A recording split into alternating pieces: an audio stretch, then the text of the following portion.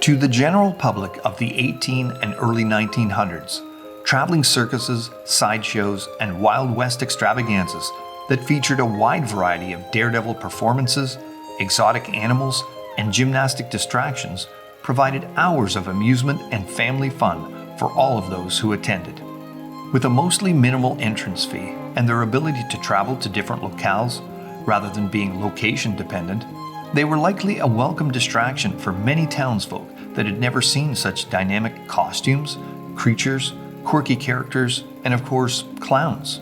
Carnival Barkers invited people to step right up, folks, shouting, "Come one, come all," and beckoning many a mistrusting observer inside with the offer of winning some great prize or witnessing a once-in-a-lifetime performance, but mostly to part with their hard-earned money. Of course, the nature of fallen man being what it is, such circuses tended towards featuring all manner of colorful, unusual, and outlandish acts, eventually slipping into more than just the mysterious, but ever further towards the strange and outright bizarre.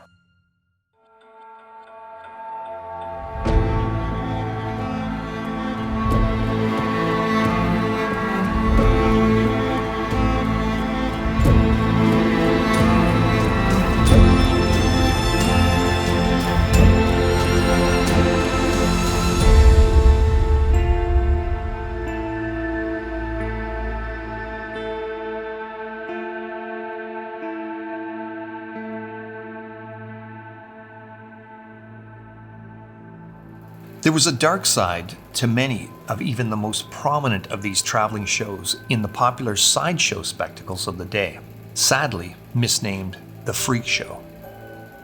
These featured a wide assortment of people who mostly were the unfortunate victims of medical conditions that were largely untreatable by the experts of the day and unknown by the average layperson. These people were quite susceptible to exploitation by those who knew their vulnerability, yet provided community, care, and cash to a whole contingent of people who were otherwise largely outcast from mainstream society. Indeed, the sideshow performers often created great bonds of friendship with one another.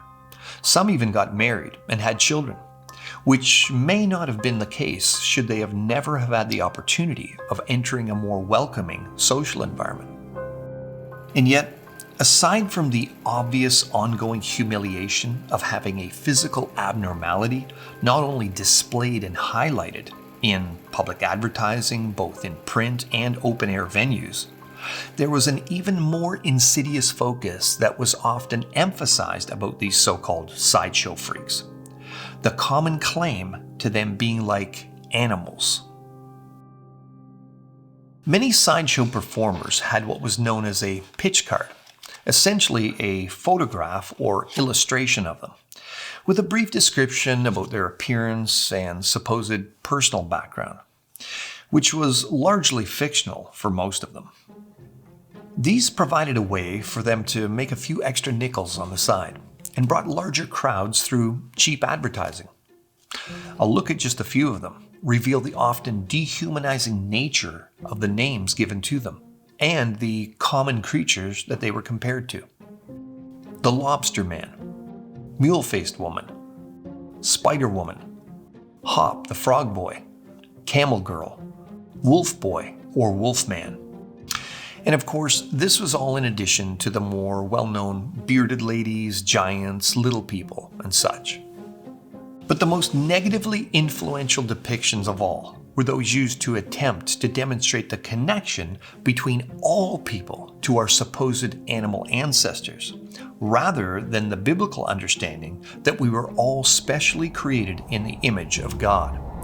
Through the portrayal of many of these folks as ape-like and specifically as evolutionary missing links. It should be noted that the promotion of so-called ape people, ape-human hybrids, and so-called missing links were already gaining popularity among the more liberal and/or atheistic-minded of the Western intelligentsia, decades before Charles Darwin published Origin of Species in 1859, which dealt almost exclusively with so-called lower animals, let alone his volume on supposed human evolution released in 1871 titled The Descent of Man. The urban legend often promoted today that Darwin discovered the story of evolution while traveling around the world because of the scientific facts that he observed is historical hogwash. These naturalistic ideas had been creeping around the scientific community for a while. After all, Charles' own great-grandfather, Erasmus Darwin, had written a full-blown treatise on evolution called Zoonomia in 1794 that contained most of the essential elements taught by modern-day evolutionists, albeit in a more primitive way. Darwin popularized a specific mechanism, natural selection, that could supposedly justify the concept that different kinds of creatures could be modified through an indefinite number of small changes to produce entirely different kinds of creatures with entirely new forms, functions, and features from its ancestors. Of course, that idea has been shown to be false. Natural selection only selects from genetic information already in existence. It doesn't originate never-before-seen variation. Creationists actually embrace natural selection as part of the creation model, as it accounts for the enormous variation that we see within the various kinds of creatures that God created. But evolutionists once believed it could do the heavy lifting of generating new, novel variation. But that was proven false. Hence the popularization of today's neo-Darwinian theory, which attempts to include genetic mutation, essentially spelling mistakes made within DNA, as a creative mechanism for novel genetic information upon which natural selection then operates. And although many modern evolutionists still claim this 1-2 punch to have been the way the biodiversity of life evolved on Earth, this, of course, has also never been observed, which means it's a faith position rather than a purely scientific one. It should be noted that natural selection is so equated with the concept of biological evolution that they're often used interchangeably, both in popular level references and even in scientific literature. Keep this in mind as we explore further, but for now, back to our historical carnival ride. The popularization of these evolutionary ideas among the average person in the 1800s, who generally were churchgoers and certainly not involved in studying any kind of alleged scientific evolutionary explanations for life and humans, often came through more mundane means, such as the circuses and carnivals that were growing in popularity everywhere. Arguably, the most famous circus of all was Barnum and Bailey's, eventually touted as the greatest show on earth. Barnum had featured diseased, deformed, and diminutive individuals in exhibits for years in different venues. In fact, Barnum had the wild man of the prairies, described as the deformed but talented man-monkey Harvey Leach as far back as the 1840s. Promotional material for Leach's 1846 appearance at London's Egyptian Hall asked, "Is it an animal? Is it human? Or is it the long-sought-for link between man and the orangutan, which naturalists have for years decided does exist, but which has hitherto been undiscovered?" And this date further confirms that evolutionary stories had been promoted for decades prior to Darwin's initial book launch.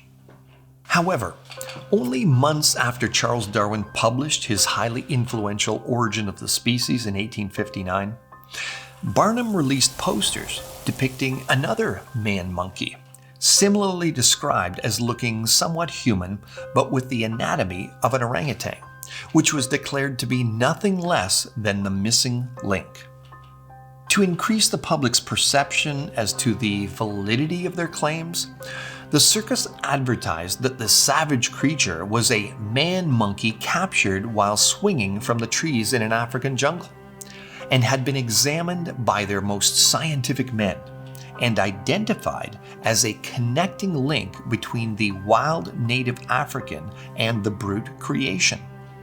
Many of the advertisements used the demeaning, non-specific title, "What is it?" to pique the general public's curiosity while advancing the notion that there was supposed scientific evidence for the story of human evolution that one could observe right before their own eyes. Promoted as Zip the Pinhead or Zip the What Is It, his real name was William Henry Johnson. Zip was the son of former slaves William and Mahalia Johnson and had 6 siblings.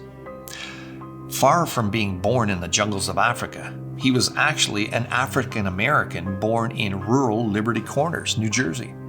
And far from being any kind of ape-human hybrid, he was likely the victim of the brain disorder known as microcephalicism, often called pinhead or conehead disease back then.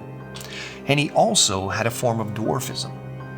Barnum encouraged Zip to dress in a loincloth and lean on a stick to emphasize the bipedalism he hadn't fully developed in him yet, or put on his most famous outfit, a furry monkey suit, and to grunt and screech like an animal, all to play up the missing link angle.